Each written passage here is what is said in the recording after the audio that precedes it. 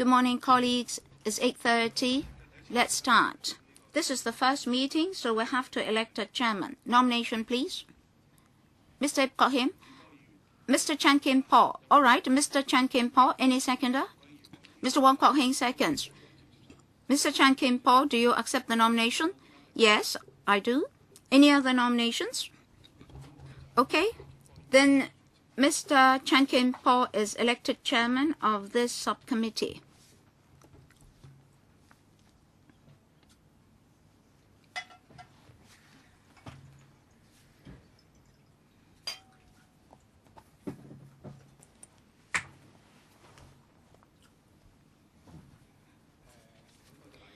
Thank you very much. Is it necessary for us to elect a deputy chairman? If not, please invite the government officials to come in.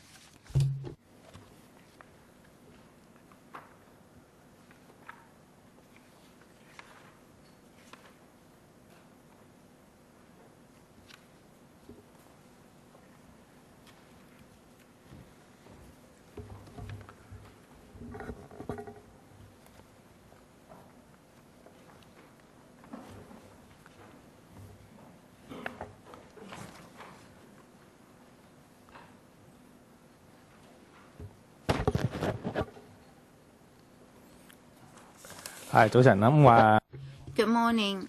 Perhaps I should briefly introduce the team from the administration. Mr. Gordon Leung, Deputy Secretary for Constitutional and Mainland Affairs, and Mrs. Philomena Leung, Principal Assistant Secretary for Constitutional and Mainland Affairs, and then Mr. Michael Chung, Chief Corporate Services Manager from the Office of the Privacy Commissioner for Personal Data. Please take us through the paper, please. Thank you, Chairman. In fact, the paper has set out the background to the issue. Briefly speaking, the Personal Data Privacy Amendment Ordinance 2012 was passed by the LegCo during the last term. We kept in close liaison with the Commissioner in relation to direct marketing and legal assistance such that the related provisions can commence as soon as possible. It depends on publicity activities and guidelines to be published by the Commissioner. The amendment ordinance has not set out a commencement date for those provisions. The Commissioner has done a great deal of preparation work, and we've given a great deal of time to the industry for preparation. We now see that the Commissioner is ready. So we propose that the Constitution and Mainland Affairs Bureau, in accordance with the relevant provisions in the ordinance, designate the 1st of April 2013 as the commencement date. Mr. Michael Chung from the Office of the Privacy Commissioner, any supplement? Well, perhaps I should introduce our preparation work to members. We've done a great deal of promotion and education. Here, I'd like to briefly inform members that starting from 2012, we've carried out a number of activities which will continue in 2013. In terms of direct marketing, we mainly target two groups of persons. First of all, to narrow down the data users, and then the subject, the data subject. For example, in January, we've arranged a media briefing to brief the media on the provisions. On the 15th of January, we issued a new guidelines on direct marketing in relation to the collection of data and the new provisions and the sale of data to third parties. In the process of drafting the new guidelines, our office passed the draft of the guidelines to the industry and have collected some views from them. We organized a number of talks, briefings, etc., to members of the industry. And from January to March, in the major journals, newsletters of major organizations. We've placed advertisements. In the first quarter, we have arranged 10 dedicated courses, which was then increased to 12. Participants include privacy officers, compliance professionals, lawyers, members of the marketing industry, banks, insurance, retail, as well as public and private organizations. And in March, for the Retail Association, we've organized a dedicated seminar. As for promotion to the data subjects, we have produced a video which is uploaded to our website. As for the media, in exercising their rights in relation to direct marketing, we've also published an information leaflet. Every month for the public, we organize 3 seminars. Contents are upgraded to introduce the new provisions to members of the public. All right, question time for members. Who would like to ask questions? Mr. Wong Kok Heng and Mr. James Cho would like to ask questions, and then Mr. Ma Fong Kwok, 3 of them. 5 minutes each. Mr. Wong Kok Heng. Thank you, Chairman. Ever since the octopus incident, we mobilized the administration to amend the PDPO, the Personal Data Privacy Ordinance. And the implementation of the amendment ordinance is the result of the octopus incident. So I welcome the proposed date of commencement of the 1st of April. In fact, we've waited for quite some time. The earlier the amendments come into force, the earlier the personal data of members of the public can be protected.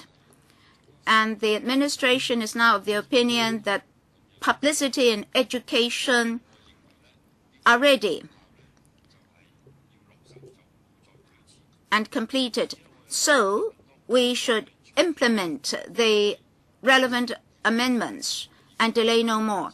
The science and technology are ever advancing and developing. I'd like to know whether or not the administration's preparation has already taken into account the latest advancement of science and technology. Why am I asking this? Smartphones are developing very quickly, and through media reports recently, we learned that WhatsApp might have been used for all sorts of sales activities. Smartphone holders may not necessarily know that. That means the data owner may not know this. So I'd like to ask the administration as well as the Office of the Commissioner whether or not they have paid attention to this. And what about your preparation and publicity work? Have you targeted the development of iPhones and timely carry out action to protect personal data? Secondly, recently, in relation to companies' registration and the companies' registration ordinance, dissatisfaction was expressed, and that person, through a number of avenues, collected quite a great deal of information and personal data of quite a number of persons and uploaded those data onto the internet. So any measures to target that? I'd like to invite Mr. Gordon Leung to speak first and to be followed by Mr. Michael Chong. Mr. Wong's first question is about scientific and technological advancement, whether or not that will affect the amendment ordinance. Well, this amendment ordinance is technology neutral. It's applicable to all sorts of technology. Of course, technology is ever advancing, and every day we see new advancement. Our office has paid attention to scientific and technological advancements to see how, under the implementation of the amendment ordinance, we can understand the latest changes and revise guidelines to companies. The Privacy Commissioner did not directly take part in that exercise. The Financial Services and the Treasury Bureau is in the process of collecting views. And of course, the Commissioner's office has always been consulted, and concerns were passed to the authorities. Mr. Michael Chung, our office is very concerned about the development of iPhones and how iPhone developments will impact on personal data and privacy. In November 2012, our office in particular published a guidance note to introduce to members of the public and data users how they can wisely make use of iPhones. Well, a follow-up question for the Commissioner's office. Any leaflet on the collection of personal data for direct marketing? Have you monitored those activities? Well, you mentioned the use of WhatsApp. Under the Ordinance, it's no different from collecting data in writing or through telephone calls. When the party informs the data subject, he has to follow the same principles. That is, if data users are to use personal data, prior notification is required. What about your monitoring work on WhatsApp? What steps have you taken? For WhatsApp, we of course monitor its development. As far as we can see, at present, in terms of direct marketing, they're resorting to certain avenues. Well, in writing, telecommunications, telephone calls, and so forth. So WhatsApp has been sending messages through such avenues. And as far as we can see, they have to observe the ordinance as well. Well, Mr. James Toh, well, Mr. Chairman, this is a commencement notice. So we have to understand whether or not these provisions are ready for commencement and what the latest situation is. As Mr. Wong Kok Heng said, well, let me be more direct. David Webb, well, in fact, there are a great deal of information on his website. I don't know how to describe him. Day by day, he disseminates information, is very concerned about economic and financial incidents and activities and data. For information he collected from public systems, he systematically set them out on his website. I'm not sure whether he has breached Section 21 of the Amendment Ordinance. That is Part 6A. Am I correct? Has he breached those provisions? It seems that the Privacy Commissioner wants to warn him. Does that mean that 35C or any other provisions should not be breached? That means, has he breached those provisions? Well, direct marketing is related to sales, but I understand that he's not selling the data.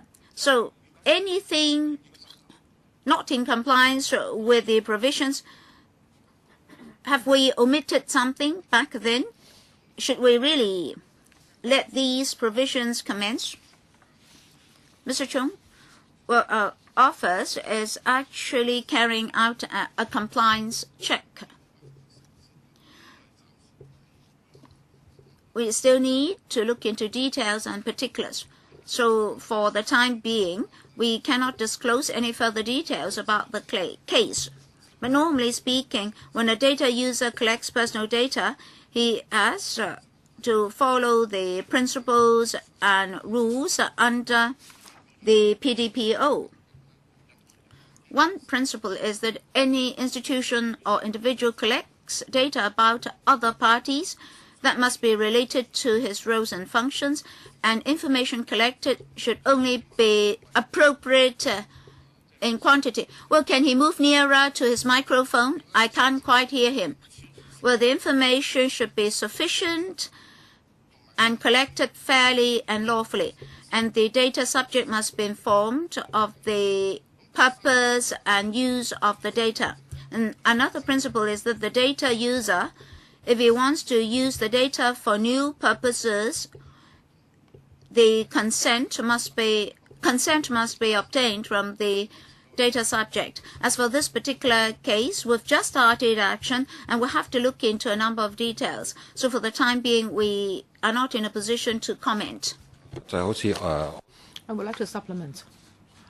As Mr. James told us just now, the provisions that are to be commenced, in particular, Part 6A, they are all related to direct marketing. And in the under interpretation, we have already provided a definition, for example, for the solicitation of goods or service. And of course, Mr. Chung said just now investigation is underway. But if the act itself is not an act of direct marketing, then it's not related to this. So what you mean is that this commencement notice has nothing to do with what Mr. David Webb is doing now. Yes, I'm pleased to hear that. But what I want to say is, well, for what Mr. Chung said, is that that's a compliance in check. So what do you mean by that? Now for compliance, because this has not come into operation yet, right, for these provisions. So when you talk about compliance, it has nothing to do with this, because you're talking about complying with provisions that have not come into operation yet. Now when our office does the compliance check, it is because we find that there may be suspicious cases of breaching the PDPO. So that's why we have to carry out investigation or follow-up. So for that investigation or follow-up, now we are scrutinizing these provisions, and this is negative vetting. So for the compliance to describe just now, you take it as if these provisions have already come into operation. Well, for the compliance check, it is actually about the OPDPO. It's not about this part. Does it include our 35C and D?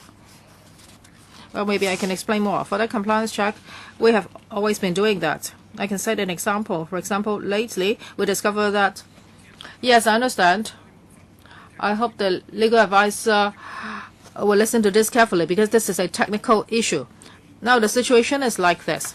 I don't know whether this is regarded as having commenced, because now we are still looking at it. Mr. Leung, the Deputy Secretary, said that that incident has nothing to do with these. So even if this has come into operation, there's no relationship. But if it's related, then actually this has not come into operation yet. Now maybe Mr. Chung can supplement. Now when we look at the principal ordinance, that the Privacy Commissioner has the authority to carry out certain investigations, and I believe the investigation he's carrying out now is based on his existing authority. That is the that's provided under the PDPO. And that is in accordance with the data protection principle. So this is done in accordance with the principal legislation. Maybe Mr. Chung can also supplement. So this has nothing to do with these new provisions. Yes, thank you. That is the most important point. Mr. Ma Fong Kwok. Well, for this piece of legislation, why I'm so concerned about this? Because several years ago, I belong to a certain political party, that's the New Century Forum, and we carried out an investigation. We discovered that octopus was selling this kind of data, and a series of incidents entailed. So I would like to make several points. Now, the amendment ordinance was passed last year. But according to my own experience, some organizations continue to call me from time to time. That is before and after the passage of the amendment ordinance. These are cold calls and they are really annoying. So now if we have a commencement date, and now these organizations still have my data, now no matter whether they will use it or not, the holding of such data itself, would it be a breach of these provisions? And would power be given to the Office of the Privacy Commissioner so that these organizations would delete this data? Because in the first place, they haven't obtained my consent, because I'm worried that in the future this data may be used for other purposes that I do not know. And also, I would like to ask the Office of the Privacy Commissioner and the government, has any company reflected to the authorities that it's very difficult for them to enforce these provisions? And can that be a defense if they breach these provisions? I have two questions. Mr. Leung, first of all, Mr. Ma talked about cold calls. We have to think carefully about these cold calls. Now, where do these cold calls come from? Well, sometimes they just dial the number indiscriminately. They do not know that person, and they just dial a certain number and try to reach the certain person. So it doesn't mean that the caller is already holding certain data. I'm not talking about these calls that the caller knows my surname. Now, if that is the case, the person that's being called can ask the caller to stop using such data. I have asked them for over 30 times and they continue to call me.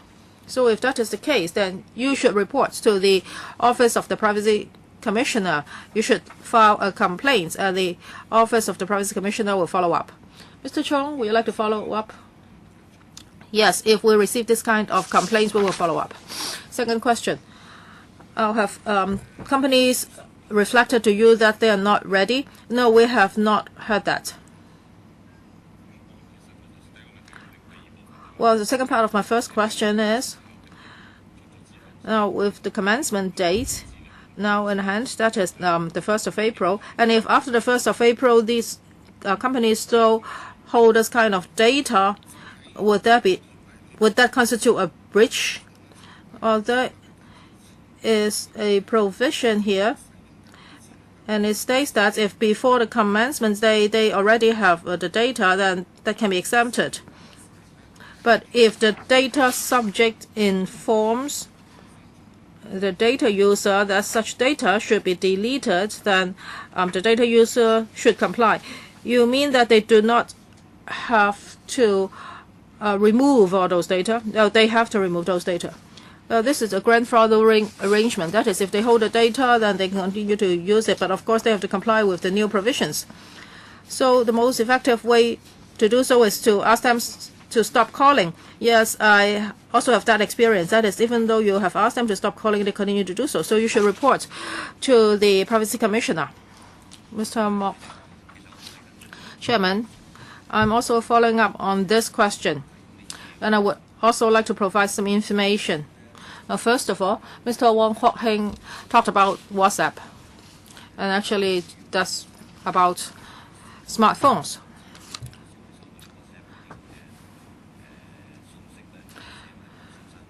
Now, when you receive WhatsApp messages, they do not address you, so it's like unsolicited electronic messages. Mr. Ma Fenghua also mentioned cold calls and telephone problems. The law enforcers should be the communication authority, and they should work under the unsolicited electronic messages ordinance. But it seems that they have not enforced the law strictly in the past few years. Nobody has been prosecuted. But if members of the public encounter this kind of situation, they do not know where they should lodge their complaint. They may come to you, or they may go to the communication authority. But it seems that the telecommunication authority has not been doing much. And as the chairman said just now, we should just ask them to stop calling. And actually, this is not under the PDPO. That is under the unsolicited electronic messages ordinance. That is, you have a chance to opt out. So if people come to the privacy commissioner, you may say that it's not under your jurisdiction. So I'm very concerned that in the future there may be many cases like this. That is, members of the public are like trapped between these two ordinances. They don't know where to go to. Of course, cold call is under the other ordinance, but there may be some incidents that are related to PDPO. Now, maybe somebody would call me, they would know my surname, and they say that they're calling for a certain bank. I have had a lot of experiences like this. Sometimes I would talk about this on the web. I'm talking about a certain bank, and that bank will call me immediately saying that that call is not from about our bank. And I would say that how come we do not tell the police? Because now some people are saying that they are calling on your behalf. So I'm worried that there is a gap between these two ordinances. So as a result, many cases or many aggrieved data subjects do not know where to seek help. So now with the commencement of these provisions, you have more power. So I would like to know what you will do in the future. Mr. Lam? Well, I think the Commissioner's office would carry out the actual work. But for your questions just now, I will go back to talk to the relevant bureau and the communication authority. And I would like to find out indeed whether there is a loophole in the law. For the Commissioner office, we will try to find out the exact figure and how serious these cases are, and then we will follow up. So after receiving a complaint, if we find that it's not under our jurisdiction, then we will try to see how we can follow up. Because members of the public will not know. So maybe the two bureaus should try to find out ways to cooperate so that the public will find it more convenient to lodge a complaint, because no legal advisor is there to help them, and they may not know how to read these ordinances. Mr. Yu? Chairman, earlier on, both the government and some private companies have leaked personal data. So if some people get this personal data through certain channels for direct marketing, then would that company or government department that leaked the data be held responsible? And there have been more than 10 times of consultation, more than 10 consultation sessions. And what were the people's opinions during those sessions? Now, if a company holds certain data, and if the data are lost or leaked out, this act itself has already breached a principle under the PDPO, because it has to ensure the safety retention of such data. So that company has already breached the PDPO, and I am sure the Commissioner's office will enforce the law. So maybe Mr. Chung can also supplement. Mr. Chung, can you answer that question more directly? That is, if a company leaks data and the data were then used by another company, what would happen? Concerning those examples, if data are lost, we of course have to carry out investigation. As for the data user, under the ordinance, he is duty-bound to properly and safely manage the data. If necessary, a notice will be issued by our office to the relevant institution or individuals to ask them to rectify their acts. If they don't act, we'll hand over the case to the police. That's follow-up on our part. And just now, I mentioned the compliance notice as well. Secondly, in terms of consultation, in fact, previously, we met with various organizations and institutions of the industry. Well, how many occasions? How many seminars or meetings? Perhaps I should give you some examples. Starting from 2011, we met with the Insurance Association, Banking Association, Retail Management Association, and Direct Marketing Association, etc. We had meetings with them as well as follow-up liaison. Any statistics on the number of participants? Well, as these were associations, I don't have the exact figures, but they do represent the industry. Well, my first question is not answered.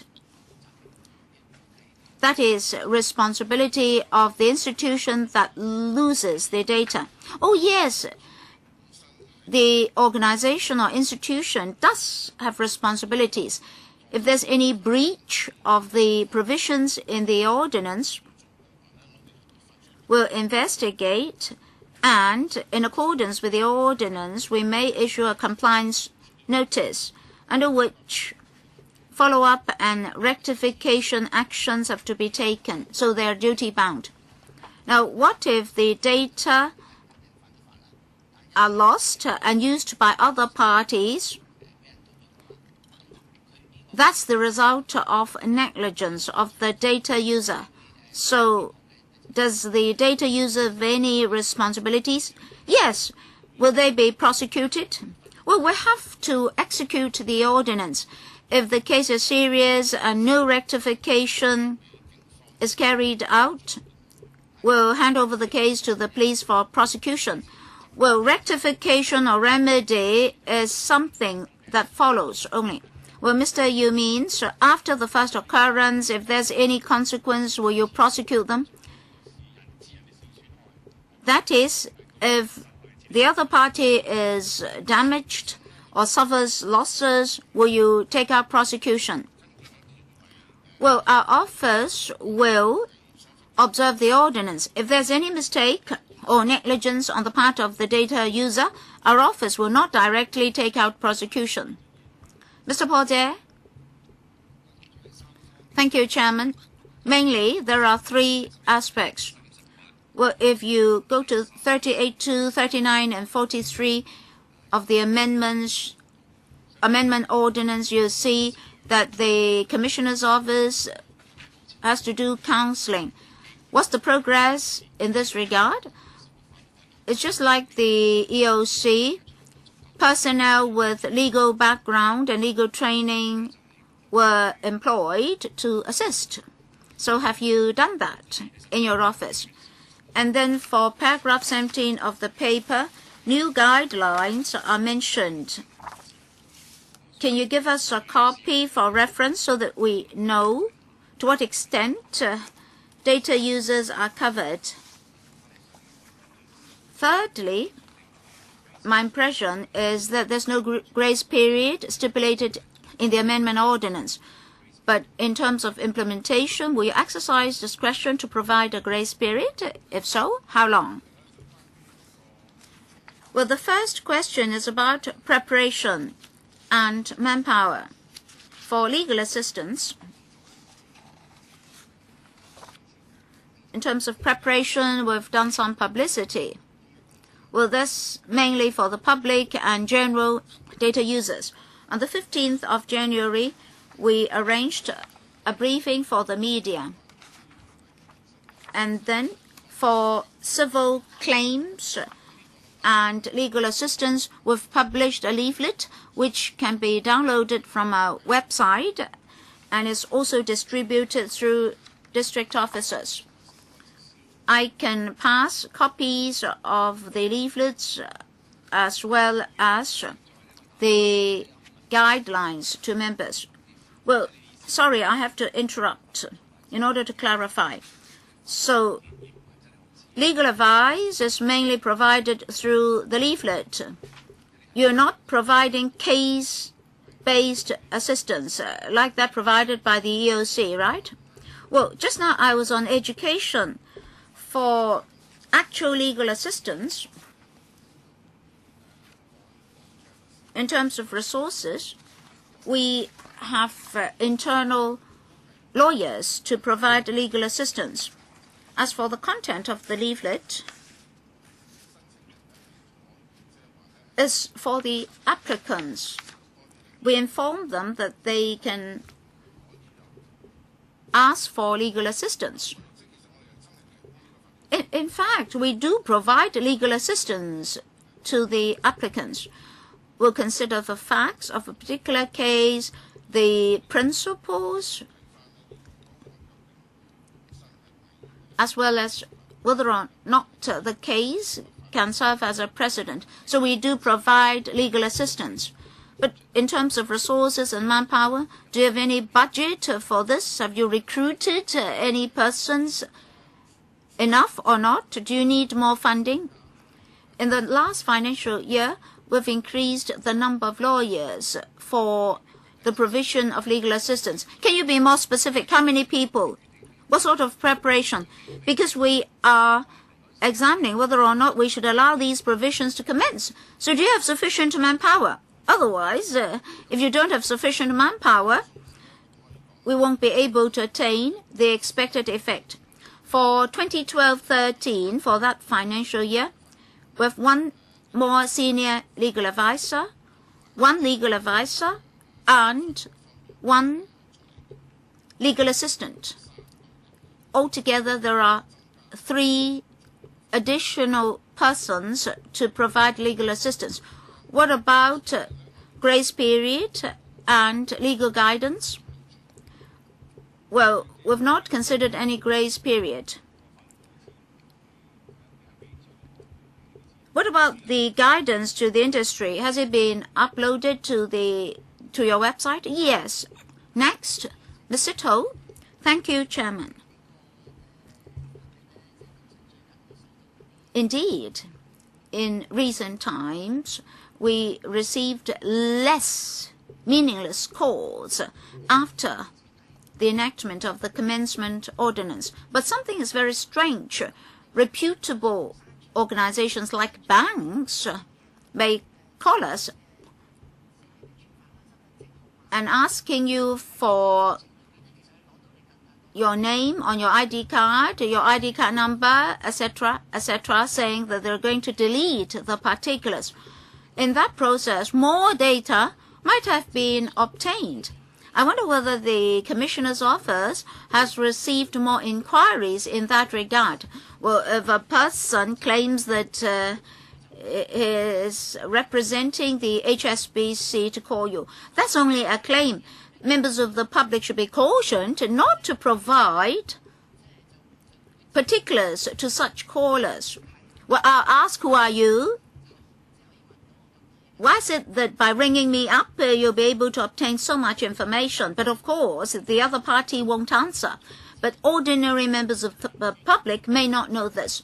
So I think in the course of information dissemination, you have to be very careful. I wonder if government departments have received any inquiries in this regard.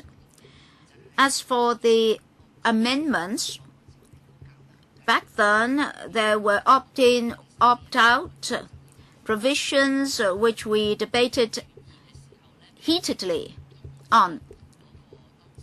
For transfer of data, the data subject has to be informed, for example. Now, I can see that the administration has organized a number of seminars on those activities. And what about templates? Have you gone through the templates to see whether or not they're easily understood by general members of the public? If you have templates, can you pass them to us for reference? Mr. Gordon Leung, as for cases mentioned by Mr. Seto, that means strangers call you up to ask you for this and that. I believe members of the public have to be very careful. They should not readily provide personal data to people that they don't know. This is not just related to the Commissioner's office. The police also appeals to the public that they should not readily offer personal data to unknown parties. We've actually produced an API to explain to the public that after the commencement of the ordinance, they have to be very careful if they're asked for personal data. In particular, when those inquiries are about direct marketing, they must understand certain situation. For example, what information is to be collected, for what purpose, and if the data are to be used for direct marketing, which services or industries will be involved, and the data subject should have the right to withdraw consent at any time. The API will be launched in March. We hope that the API will inform members of the public that they have to be very, very alert to data collection. So we attach importance to this. As for opt-in, opt-out, and whether or not the guidelines are easy to understand, I'll defer to the Privacy Commissioner's office. We do have some requirements about those mechanisms. Mr. Chung, in preparing the guidelines, we are very careful to provide details and examples. We do have templates. For example, for the opt-in, opt-out mechanisms, we do remind the public and data users that their clients have to give consent for the provision of the data and for transferring data to other parties. And information should be provided to clients. And boxes should be provided to the clients for signifying consent or non-consent.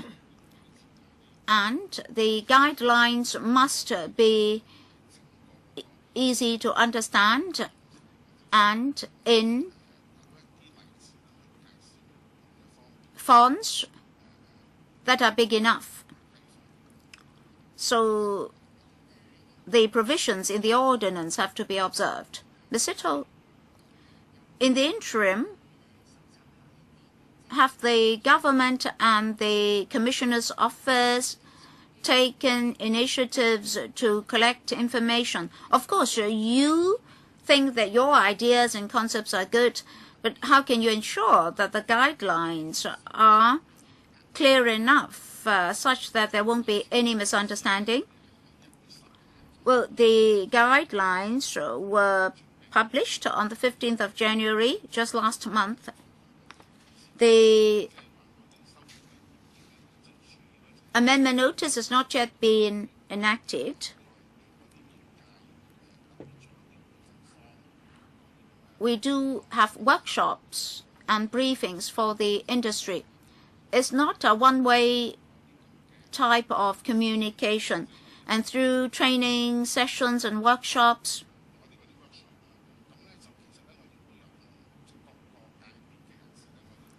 we came into contact with all sectors of the community. We explained to them the details, and we do have communications with them. In every session, there are no more than 60 participants to ensure two-way communication. Well, the guidelines have been implemented by certain users in the market, and that's continuing. Our office is examining how parties concerned can satisfy the new statutory provisions. Well, Chairman, the laws will just be looked at by lawyers when they go to court, but for the general public, I think they will just look at these forms. So I hope the Privacy Commissioner can provide those templates to us so that we can take a look at these forms and see if private companies can make good use of this. Mr. Chung, can you do that? Yes, we will do that later. Mr. Wong Kok Heng, second round of questions. Chairman, with regard to the commencement of these provisions, I would like to make some suggestions to the authorities. First of all, in the past, personal data have been leaked, and sometimes even government departments did that. And of course, private companies also made a mistake. Well, sometimes they lost their USB, and even patients' information or police information were leaked. So I would like to ask the Commissioner's office, how can you make more effort to prevent this kind of incident? And what kind of measures will you adopt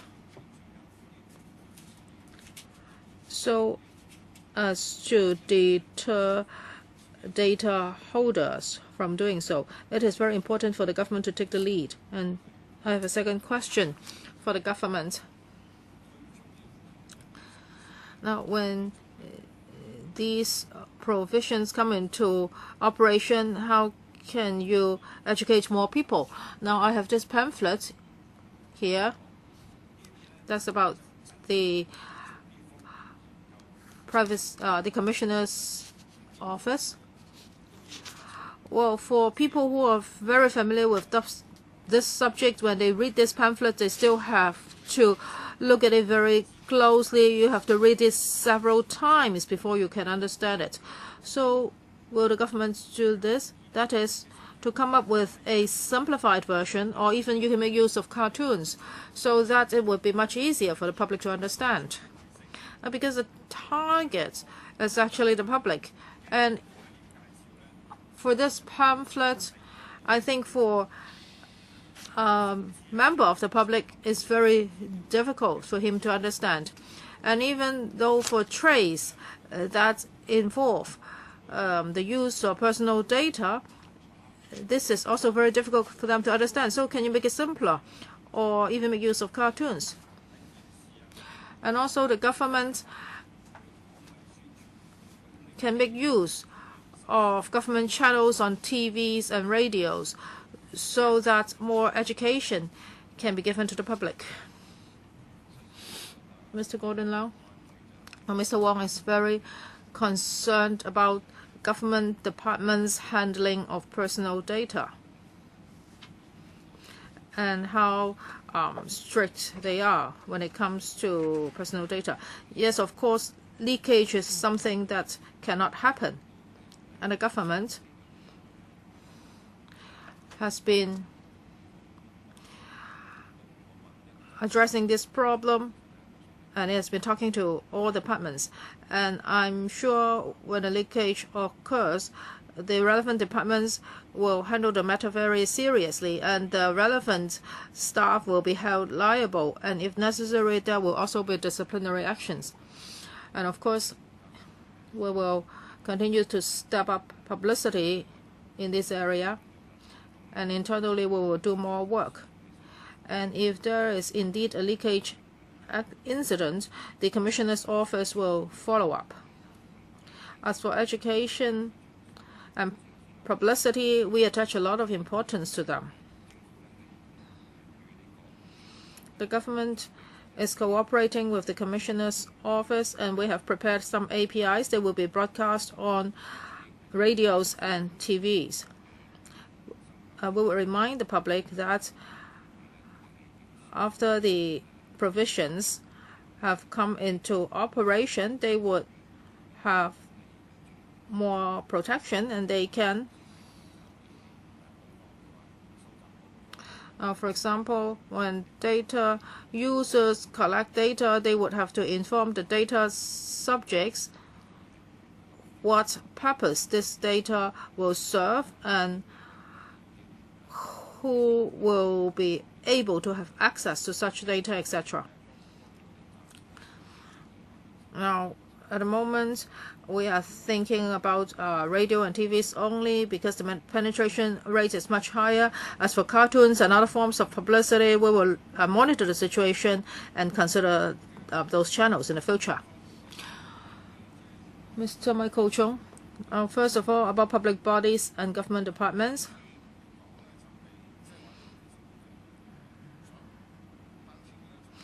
The Commissioner's office is not just concerned about government departments. We are also very concerned about private companies. We hope that everybody can attach importance to privacy.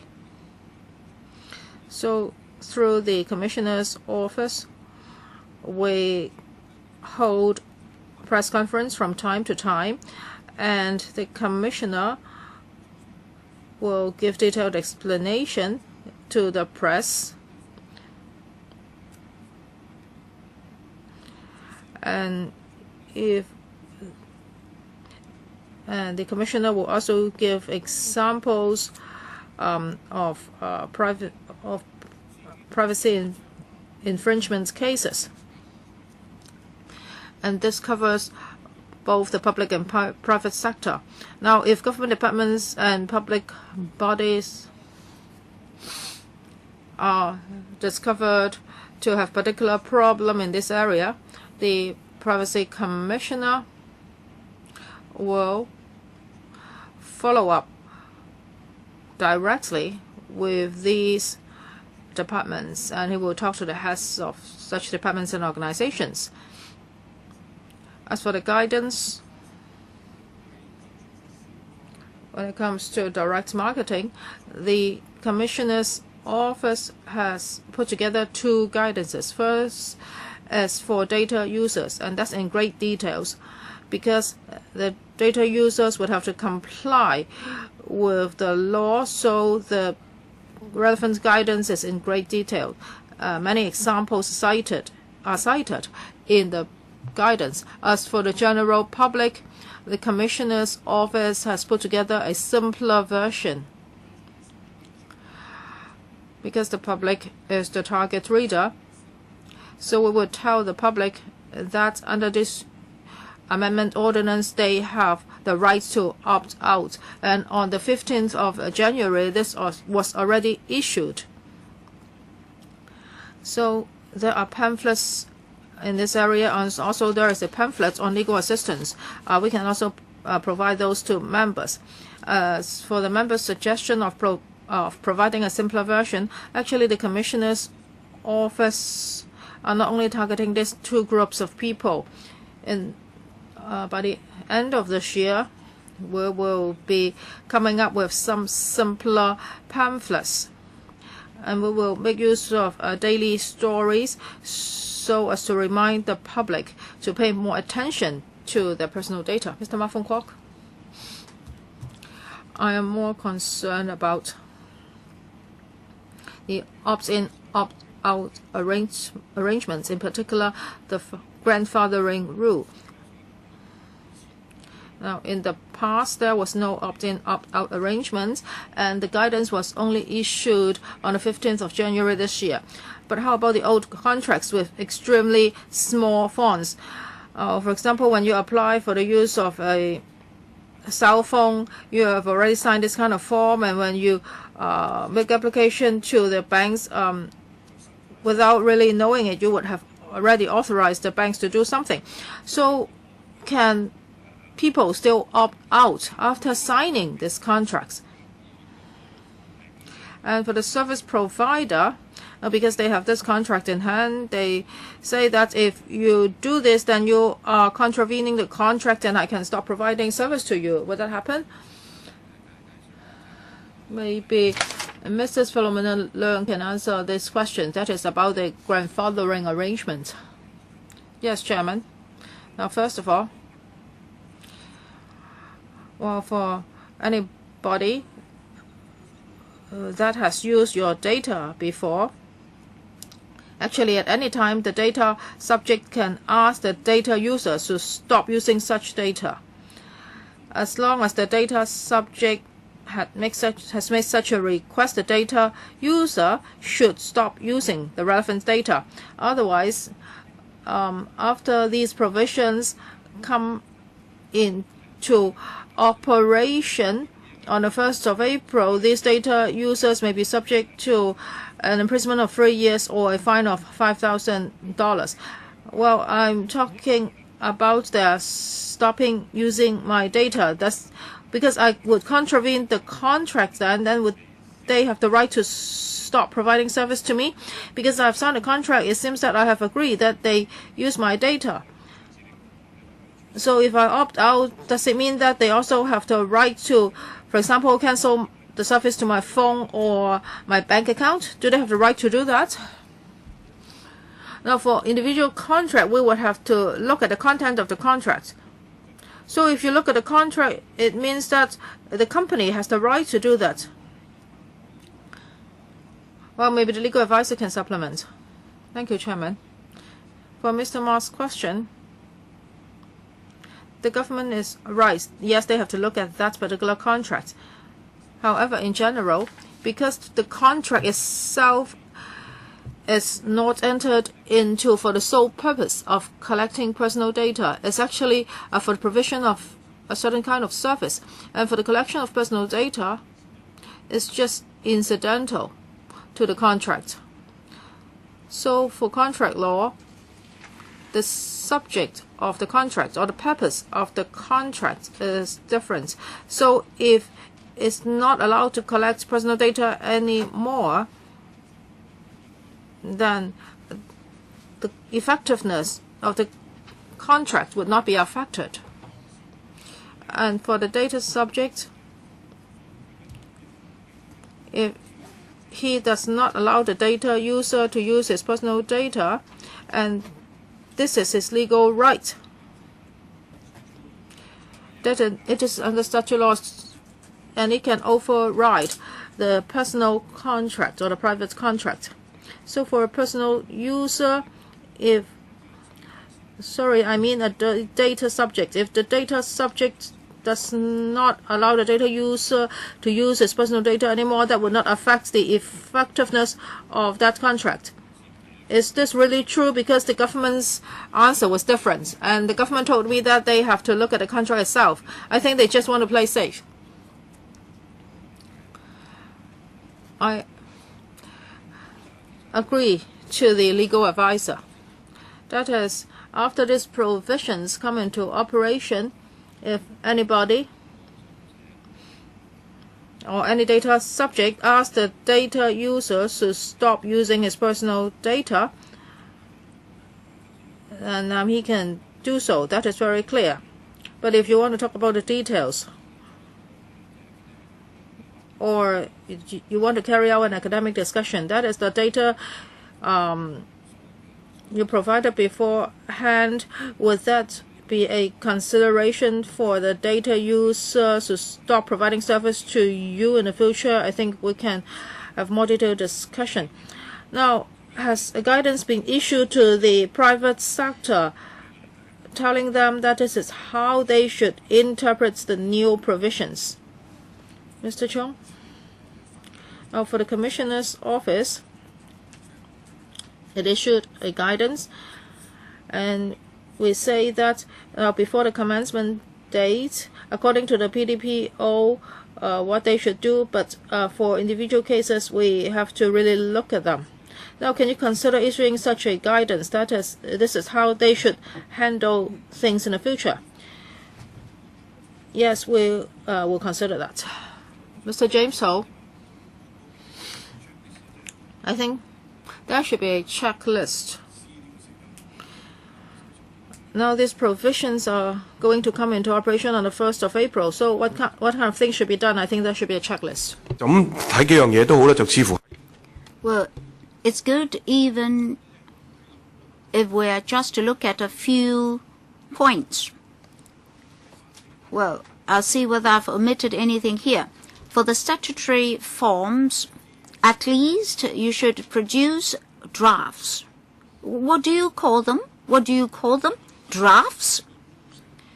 And then they have to describe rules, as the Commissioner said, and sometimes the manner to be served has to be prescribed. That is how the form should be handed to the other party.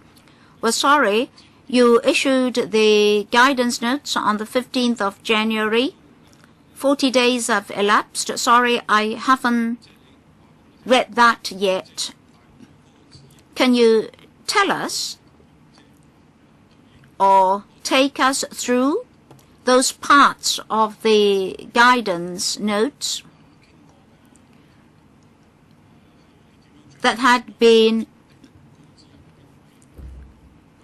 discussed by us before and your final positioning on those provisions? Mr. Chairman, I don't have the guidance notes with me here, so we cannot discuss. For implementation, they must have a checklist, the items of which have to be exhausted. Well, members of the public have to understand the statutory provisions. And of course, I should say that this should be an ongoing exercise. And after the implementation of the commencement notice, there are essential provisions that have to be observed. Have you prepared any drafts? Mr. Chung, please see how you can satisfy Mr. James Toh as far as possible. You should tell us what are the more complicated issues and what are the issues that are not so complicated. Under the amendment ordinance, as I said, we've worked out some examples. In the process, it's difficult to decide what to add into the information. Well, after this meeting, I'll say what supplementary information I can provide to members. Well, first of all, is the issue so complicated, or is it very simple, actually? So you don't intend to respond now? Well, Mr. Chairman, we don't have the guidance here. We must have the guidance here before we can discuss. And Chairman, these are technical matters. Well, briefings are easy because you just talk. Mr. Chung, can we use tables to introduce to members the areas touched upon by the guidance notes? So how will you go about it? Will you look back at what we've discussed, or will you tell us what you have done after the enactment of the amendment ordinance and what you intend to do after the commencement notice has been enacted? Well, let's set aside grandfathering for the moment. To observe this piece of legislation, those institutions, in particular those institutions who are in possession of a great deal of data, they may have to change their modus operandi, etc., in order to comply with the amendments. Well, there are something in 17 here. Well, I don't need to specify which institution, but have any institutions informed you at what stage they are? Or will you tell them the provisions are to commence? If they don't comply, they will have trouble. And have you checked whether or not they've already complied with the new provisions? Some institutions may not be familiar with the new provisions, and with your guidance, they may be able to rectify themselves. So have you assessed the latest situation? Or are you saying that, oh, the new provisions are to take effect, I've already organized all these talks, seminars, etc. That's it. And also at workshops, seminars, etc., I believe you have provided PowerPoint slides, manuals, guidebooks, etc. Can we have copies of them? Concerning those institutions that possess a great deal of personal data, we did communicate with them, and the draft guidance had been passed to various associations for consultation, and we did refer to views collected when preparing the draft. As for training, workshops, seminars, etc., we can provide the PowerPoint slides for members' reference. Well, have you assessed the latest situation? In the past few months, you had interaction with these institutions. Do you think they're ready? Is that your feeling? Through training courses and workshops,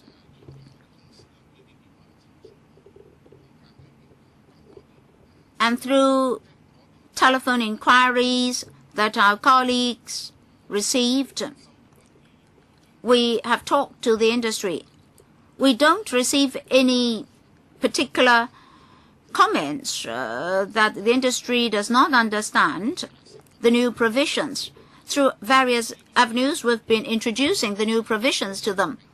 Therefore, up to this moment, we've not received any views to the effect that they have difficulties with the enactment of the commencement notice. Well, a supplement. After the enactment of the ordinance last year, we've kept in liaison with the relevant bodies and associations. We've been updating them on the latest situation, and they understand that the commencement notice is to be passed by LegCo.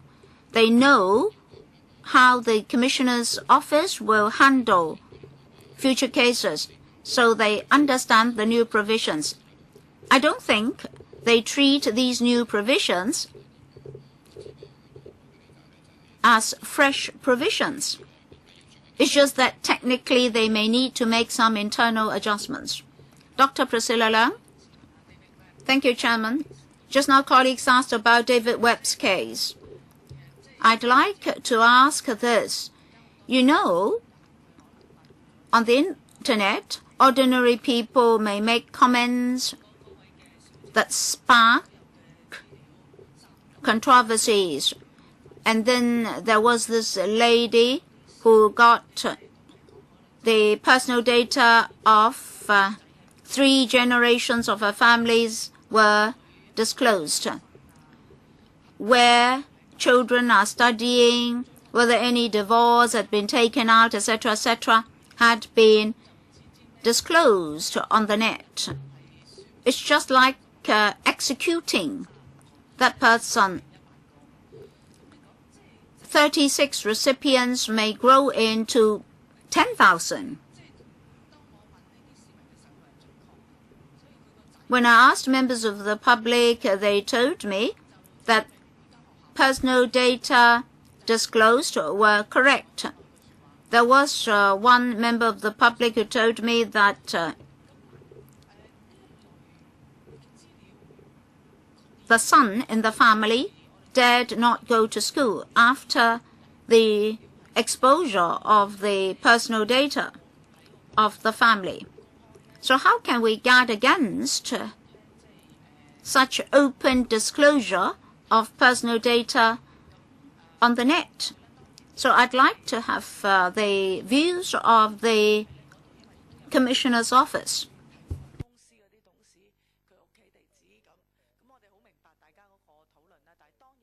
For company's address,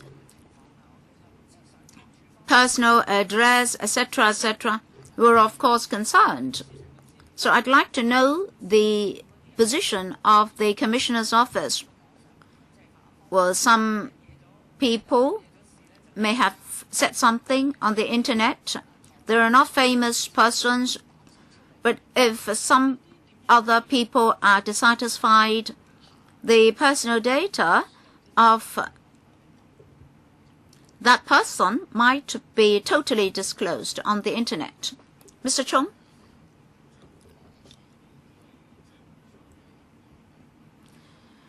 Concerning these incidents of personal data being totally exposed on the internet,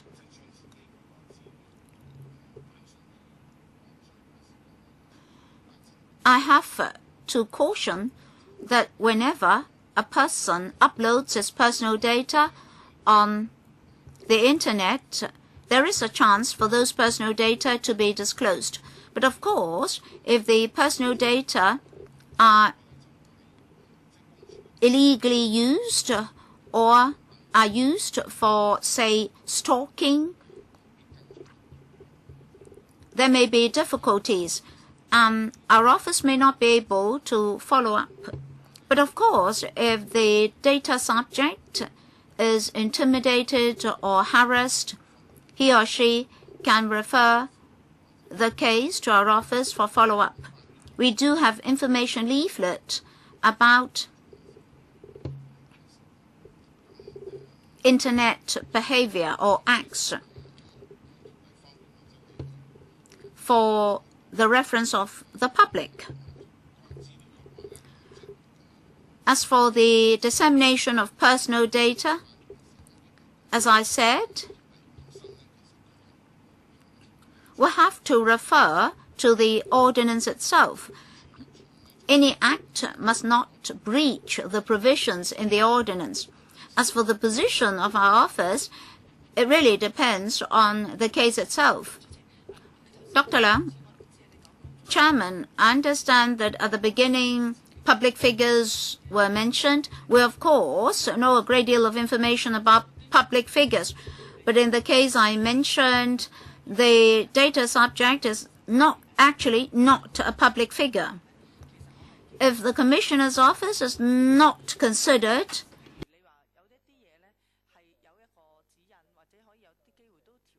those scenarios, then I would like to have some guidelines in respect of such cases. Maybe you should consider mediation. Well, you mentioned stalking. Now, if a data subject has uploaded his personal data on the internet and such data had been totally exposed, the Commissioner should find ways and means to protect such data. Don't just give us a flat answer, no. Well, some members of the public may not be able to withstand the pressure. They may be depressed, etc., etc. Well, I'd like to remind the Commissioner that I did ask an oral question about that. It seems that the Commissioner was helpless, and in so many years you only got 2 to 3 such cases. I agree with Dr. Leung that the Commissioner's office should look into this trend of bullying, so to speak. In that regard, we'll see how we can follow up. Can I supplement? In particular, when underage persons are involved, they're emotionally unstable, they may be so affected that they might suffer from mental disorder, they might even commit suicide. they dare not go to school, for example. So you have to see what we can do. Maybe you can do some mediation work. Mr. Porter, Chairman, let me focus on today's theme. Otherwise, this discussion may go on endlessly. In answering Mr. James To's questions, the authorities have not mentioned anything about forms in relation to Section 66, capital A. Have you already prepared the required forms? And if you look at 66A3,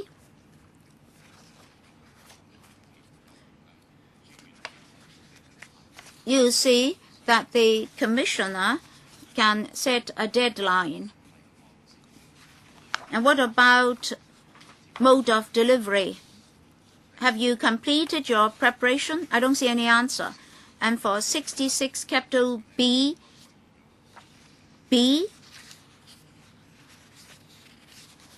sorry, just a moment. In relation to legal aid, arrangements for assistance to be provided by solicitors and barristers, that's related to my question. Now, apart from preparation on the part of legal professionals, financially, do you have any budget like that of the EOC for that purpose? If so, how much is the budget? Have you already got the money?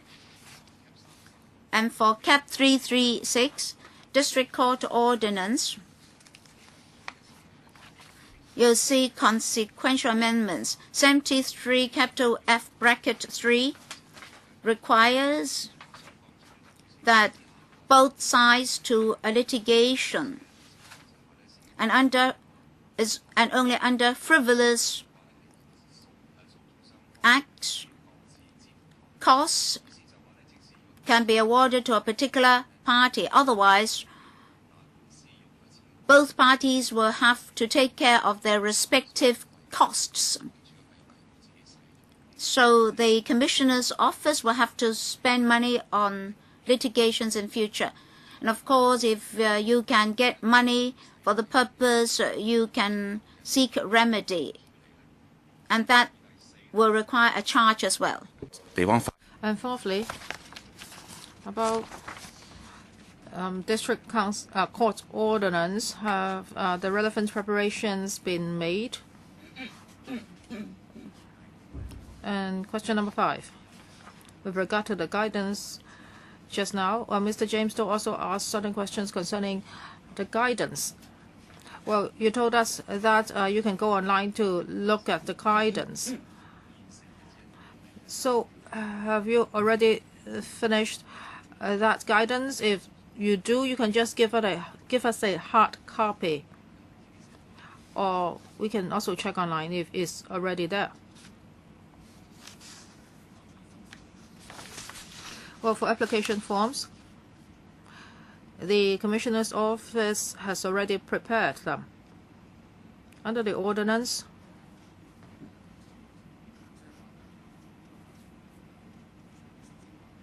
we can provide legal assistance, and also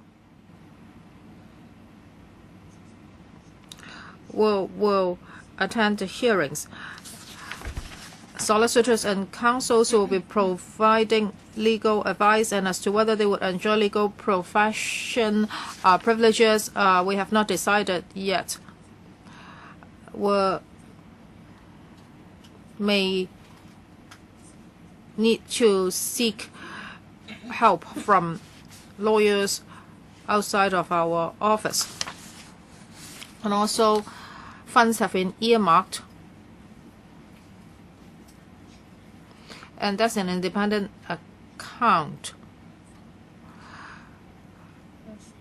We will provide legal assistance from this account. Do you have a budget? You have already have got the money? How much is that?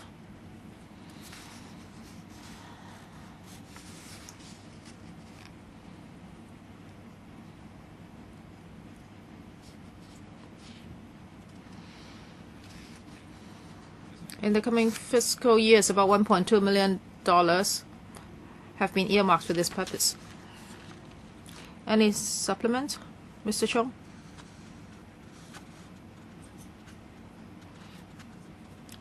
We have already sought funding from the government for this purpose. How about the guidance? I understand the guidance has been issued. Yes, it's already ready. And we can distribute the guidance to members. And how about 66A? Are those rules ready? That is about service timing and the district court rules. Are they all ready? Or do you know that?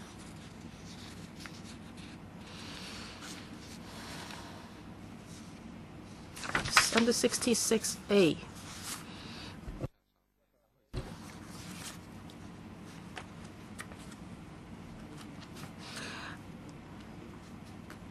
I give you some time, and after the discussion, you have to answer the question.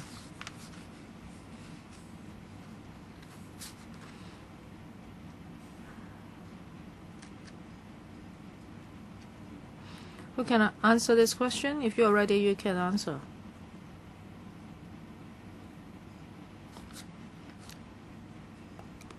Chairman, under 66A, it authorizes the Commissioner to stipulate certain forms, but it doesn't mean that the forms have to be there before the implementation of this plan. Actually, we have made reference to the EOC scheme. They have some prescribed forms, and we understand that the Commissioner's office has prepared certain forms for this legal assistance scheme. So the answer is that now you do not have the forms. As for the forms, as far as I understand, they are there. However, because it's with the legal department staff, so maybe after the meeting I can ask them for the forms and then I can provide members with a copy. And how about the time limit for submitting the forms, etc.? Because there's a restrictions. I can provide members with the information after the meeting. Mr. Leung, you want to add something? Well, these are great details, and they can be provided to members after the meeting. I'm sure the Commissioner's office is already well prepared. Maybe Mr. Chung just does not have those information in hand. Ms. Leung, I would like to ask something about translation. Aggrieved person. Now you translate it into 受屈 person, 受屈人. In Chinese, it looks really weird. I have helped a lot of people to make application at your office, and you work efficiently. But now I look at the translation of aggrieved person as 受屈人. I think when people read the Chinese version, it seems it's not that accurate a translation. Have you always been using that word, or can you talk to your translators? I find it really strange. Yes, we will follow up on that. That's not a very good translation. Maybe there's some translation problem here. I just missed Mr. James Toe's question. When I look at paragraph 3, here, you say that the act of collecting personal data in a certain manner would be regarded as an offense. That is in your paper today.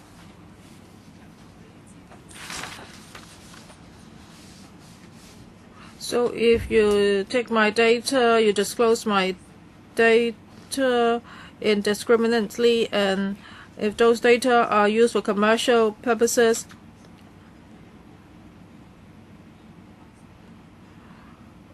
Well, do we have to be more concerned about that? Who's going to answer this question?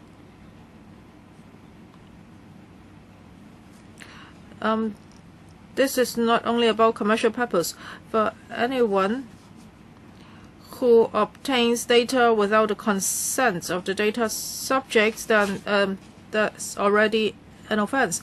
What I mentioned just now, that is for the cases I mentioned just now, those are cases without the consent of the data subjects. And we will have to look at the case itself.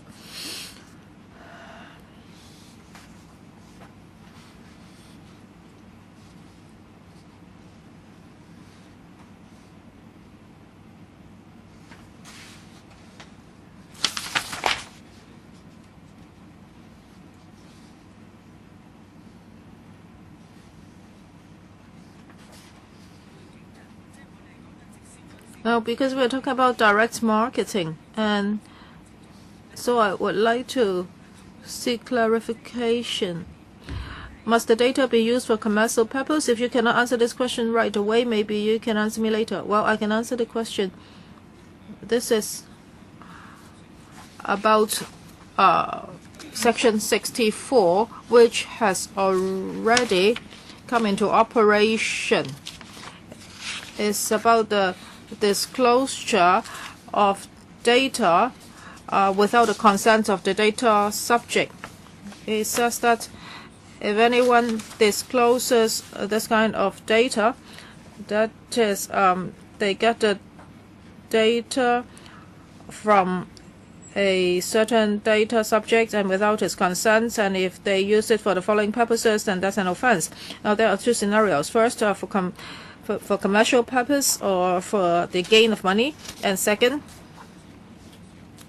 as a result, the data subject suffers monetary loss. So it must be monetary, right?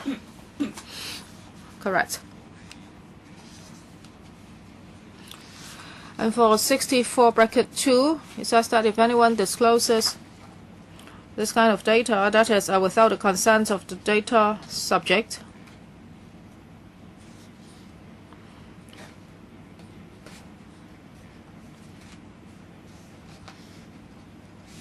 and if this disclosure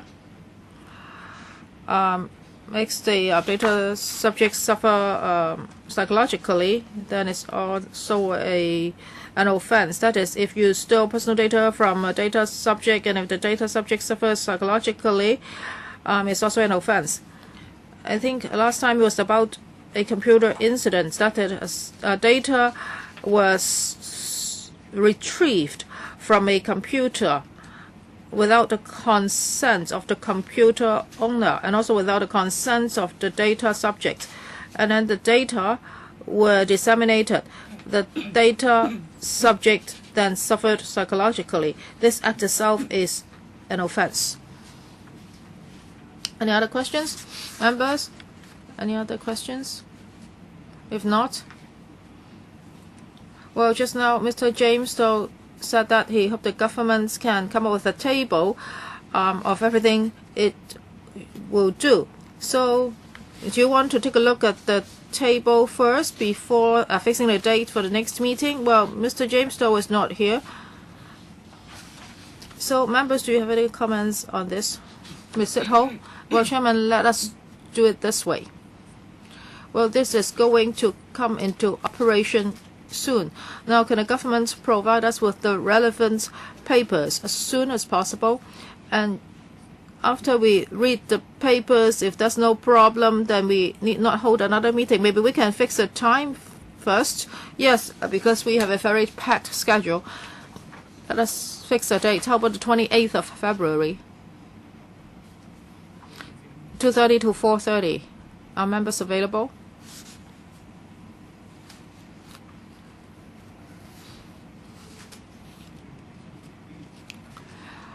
Well, can the government get all those papers ready before the 28th of February? Please give us a few days to read those papers. Well, we can also have a meeting on Wednesday because we will have a budget speech on that day. It will end in a very short time. Well, the clerk has checked all the slots, so that slot may be more appropriate.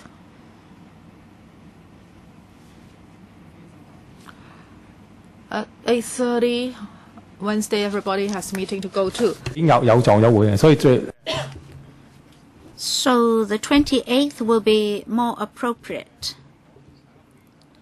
So if members have no comments on the papers prepared by the administration, then we don't need the meeting. Or do we need to read out the paragraph on the commencement notice? Legal advisor? Thank you, Chairman. As a routine, the administration should introduce the content of the order to us. That's the normal process of scrutiny. Should we do that today now? Mr. Chairman, in fact, the notice is very simple.